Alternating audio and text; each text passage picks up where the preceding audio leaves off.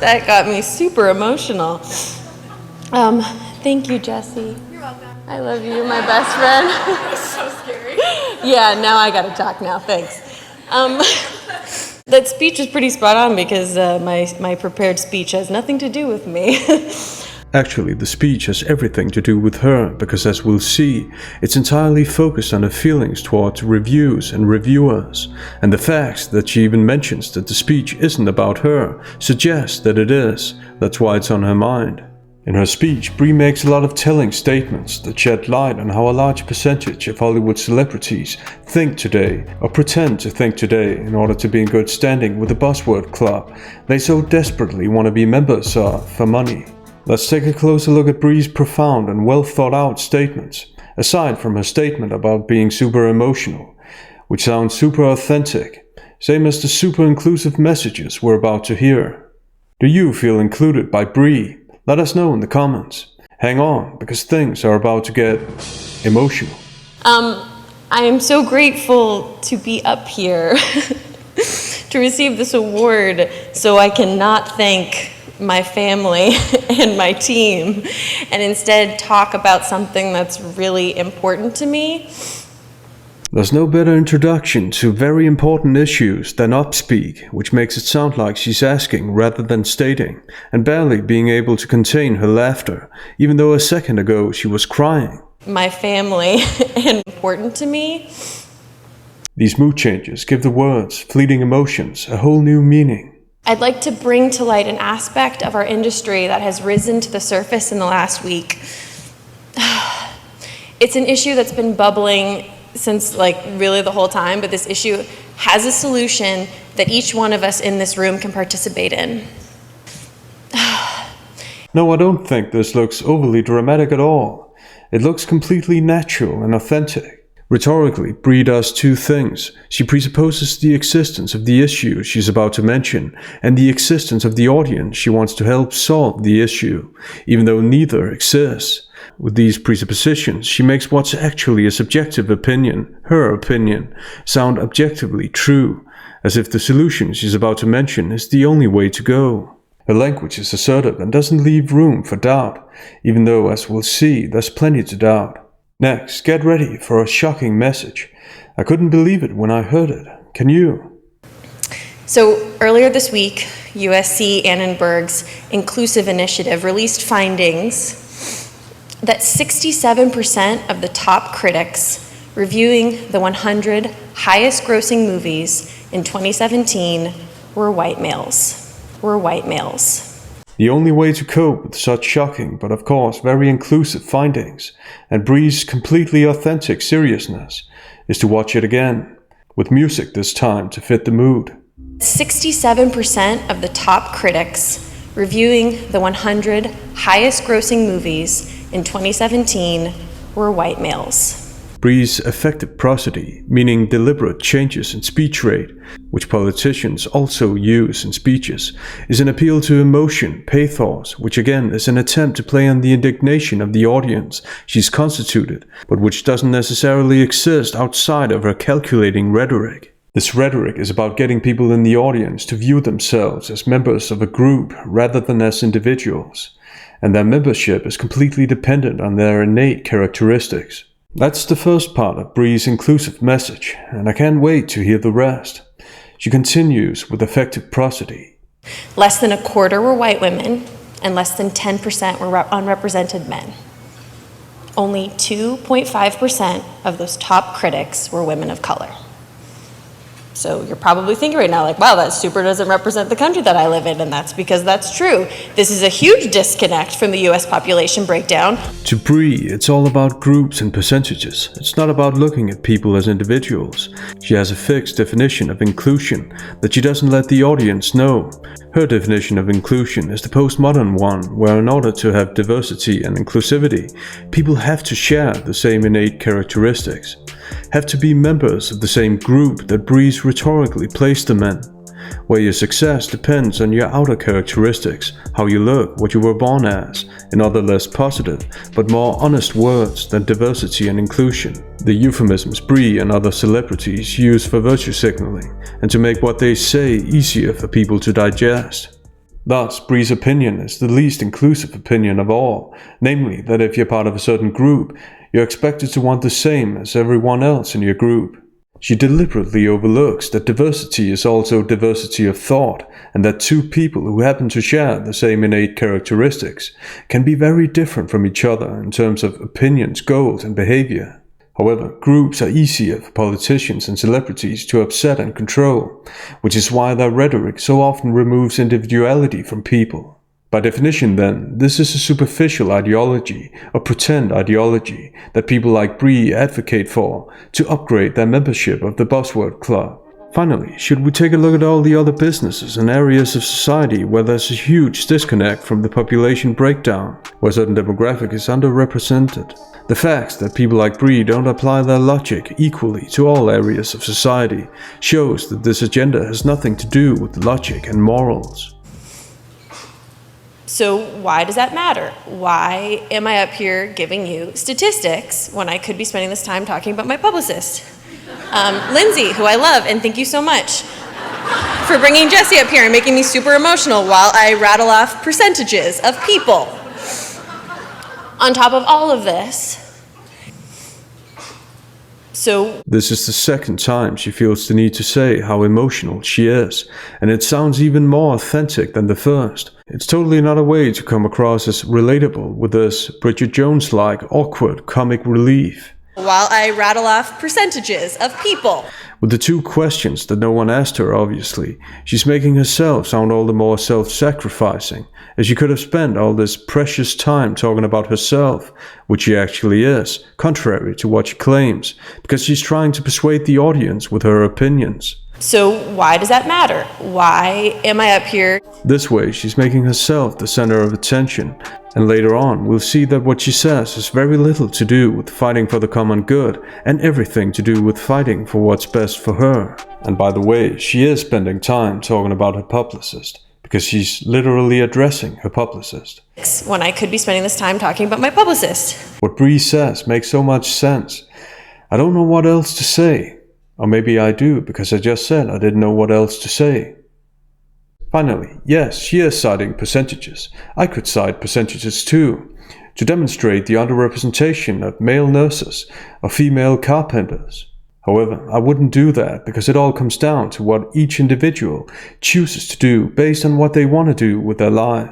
In order for Brie's argumentation to work, she needs to act like we haven't had equality of opportunity for decades. She presupposes that equality means equality of outcome, which is merely her radical interpretation. Conveniently, she doesn't define her presuppositions, which makes her argumentation covert as opposed to overt. Am I saying that I hate white dudes? No, I'm not. But what I am saying is... Brie's denial is just so reliable and trustworthy, especially when we consider the conjunction but, which minimizes and negates it. And my favorites, the condescending intonation, plus the distancing term dudes. Am I saying that I hate white dudes? No, I'm not. But what I am saying is... What's not to like? It's almost as good as the new Marvel's movie.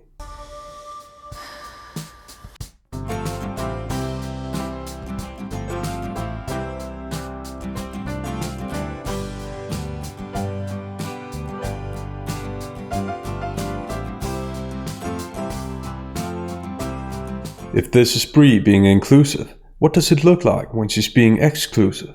Rhetorically, the most interesting thing about this passage is the deliberate extremes she goes to in order to make a point. No one's saying that she hates white dudes, but in claiming that that's what these dudes might think, she deliberately oversimplifies any concerned question that people who don't just listen to 15 seconds of percentages and are on board with everything she says would ask. This speaks to a prominent sense of self-importance, as if she doesn't even need to explain herself. Next, it's time for the old play on people's indignation tactic that politicians like to use. In the following, notice the pompous and inauthentic term love letter that she uses to pander to the audience.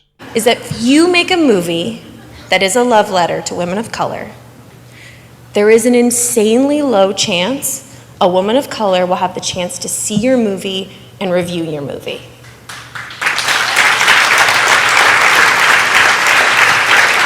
Will have the chance to see your movie The language Brie continues to use implies that there aren't equal opportunities for everyone.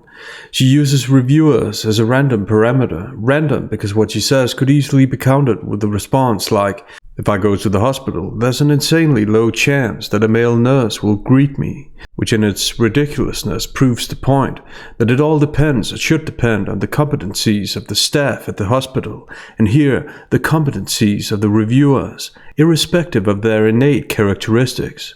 This is groupthink rhetoric to the nth degree. Never mind talent and merits, what matters is what you were born as. Is that diverse? Is that inclusive? No, it's the exact opposite, which is why she's busy advocating for inclusivity before she's accused of being exclusive.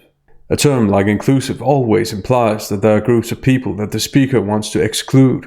That's the only reason for saying it, and thus monopolize the word. With insanely the low rehearsed chance. vowel stresses and sad facial expression, begging for applause, Brie is being deliberately hyperbolic. Just in case the audience wasn't persuaded by the 15 seconds of statistics. Next, our suspicions are confirmed. There's no end to Brie's condescension.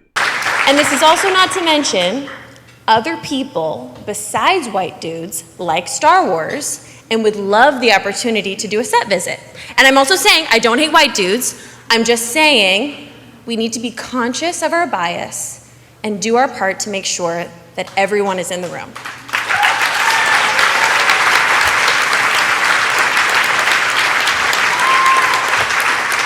Brie talking about being conscious of our bias, a term that Buzzword Club members use to sound hip, moral and nuanced, while she keeps repeating her claim to not hate White dudes. is unintentionally funny. While bias can never be completely avoided, Brie's attitude towards the very group she claims she doesn't hate is overtly condescending and biased. Also, the fact that she hasn't even defined inclusivity and equality is covert argumentation and thus part of her bias. The bias definitions that people in the audience are expected to accept based on 15 seconds of percentages, and from which they're expected to want the same solution as Brie. I have to say, with all of these elaborate statistics, Brie comes across as a deep thinker. Next, we're starting to see her real, self-serving motive for doing this speech, and it has very little to do with fighting for the common good, as she deceptively tries to disguise it as. Let's watch. It really sucks that reviews matter, but reviews matter. I do not need a 40-year-old white dude to tell me what didn't work for him about A Wrinkle in Time. It wasn't made for him. Yeah, never mind the movie-making quality. Never mind the quality of the acting, lighting, pacing, music. You know, all the things that reviewers are professionally trained in reviewing. This excerpt shows how ideology, or more likely, pretend ideology, is being used as a way out for certain filmmakers today. If a movie is bad and the producers know it's bad, they promote it as empowering and diverse so as to avoid negative reviews, because who dares criticize a diverse and empowering movie? And when the movie inevitably fails to sell tickets, they can excuse their own lack of talent by blaming reviewers and ordinary people that just aren't inclusive enough. In reality, it's Brie who doesn't want negative reviews, and looking at the predictable, flawed, the marvels, negative reviews are something Brie sees a lot of. I've no idea why though. I mean, considering how much she values riveting storylines and original cinematography over pretend ideology. Wait. Besides, Brie's claim rests on the groupthink-based presupposition that if you have certain innate characteristics, you somehow lose your ability to review a movie, which isn't only exclusivity masked as inclusivity, but also a logical fallacy, as it doesn't follow that because you're X, you can't do Y. That rule can't be applied logically consistently. It's important to note that she says it sucks that reviews matter.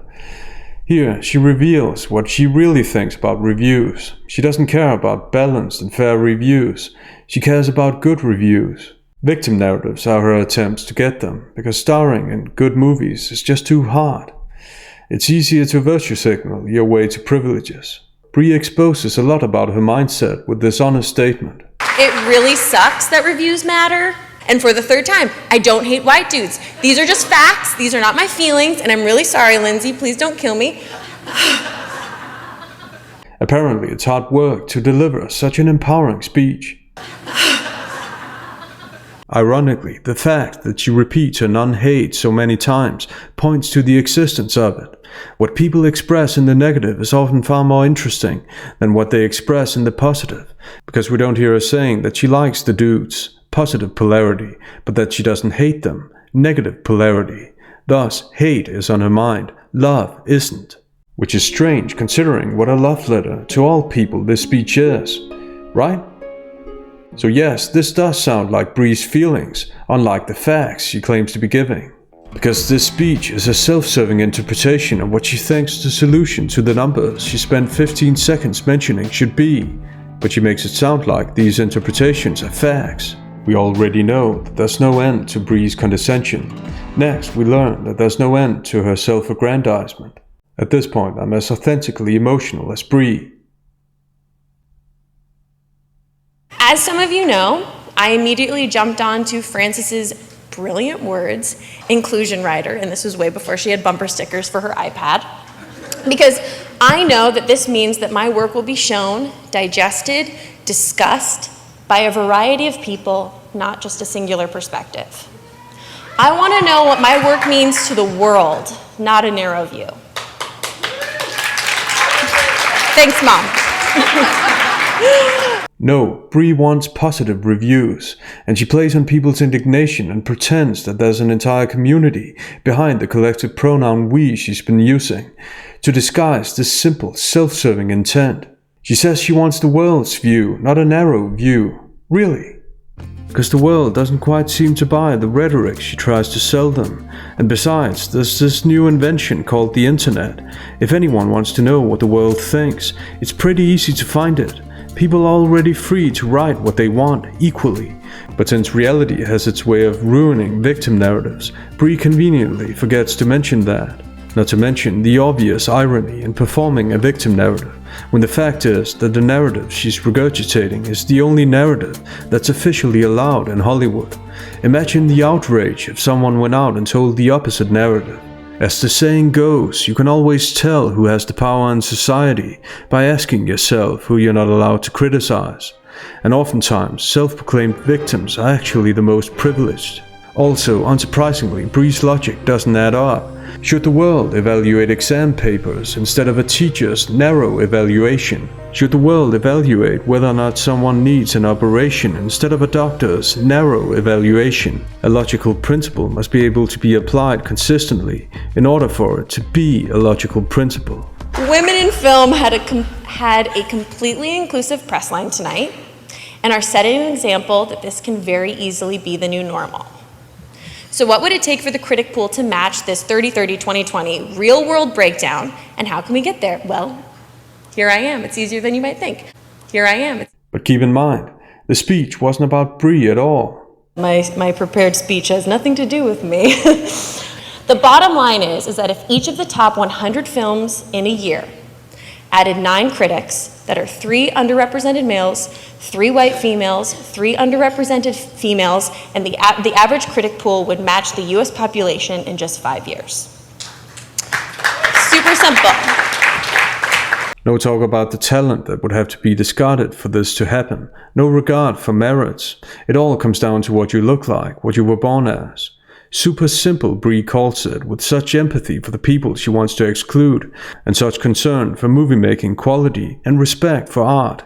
Nothing is super simple, least of all when someone like Brie, who spent 15 seconds giving percentages, says it is.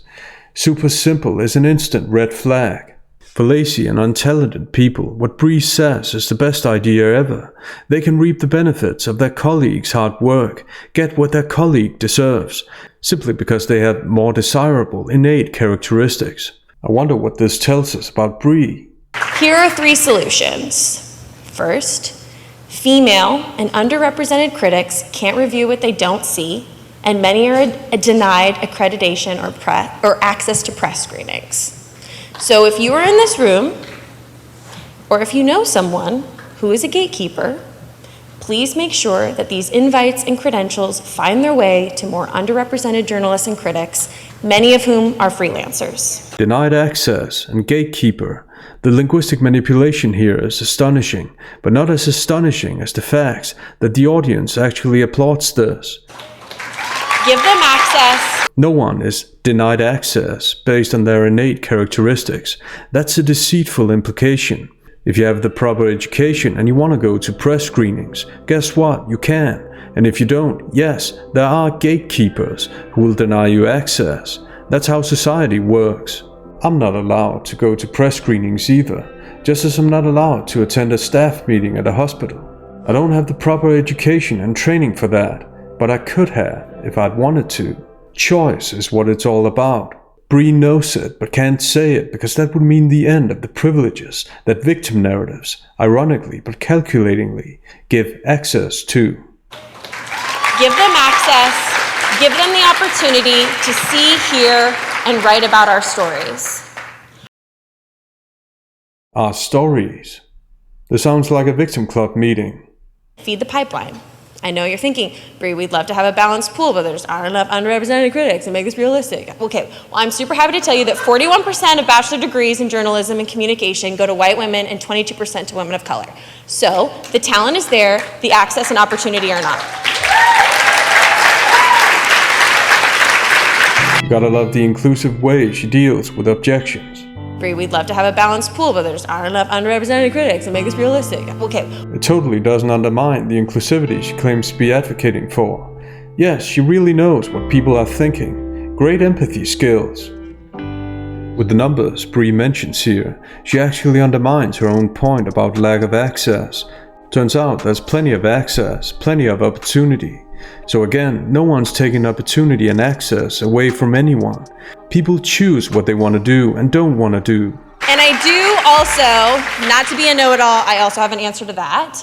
She says while being a know-it-all, kind of like when she claims she doesn't hate a certain demographic, but practically all of her statements suggest otherwise. Unintentionally, her language reveals how highly she values herself in relation to the less desirable demographic she implicitly says should be excluded. There is an opt-in tool that will launch late summer that will allow studios and artist representatives to more easily find and contact entertainment journalists and critics from underrepresented groups.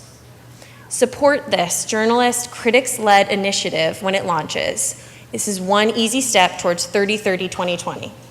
All emotional speeches about inclusivity and empowerment have this strange habit of resulting in advertising, almost as if the speakers are getting paid to say what they do. I wonder why it appears that way. I'll let you know when I find out. Brie closes with an appeal to community, the community she's rhetorically constituted, but which doesn't necessarily exist. All on the basis of 15 seconds of statistics. If only everything was that simple. Super simple, I mean. Super simple. For women critics in particular, some resources from this initiative will come from Tiff's Share Her Journey fundraising campaign, designed to advance the role and representation of women across all areas of the film industry. A very big, huge thank you to these two festivals for their commitments tonight. No, thank you. It's been most revealing. What Brie advocates for is new. The same, literally superficial thinking is everywhere. In politics, media, workplaces, high schools, colleges. Superficial because this ideology, or pretend ideology, looks at people's outer characteristics, not their inner characteristics. The ideology looks at people collectively, not individually, and is everything that it claims to be fighting against. Feel free to press the like button and subscribe for more videos. Have a nice day.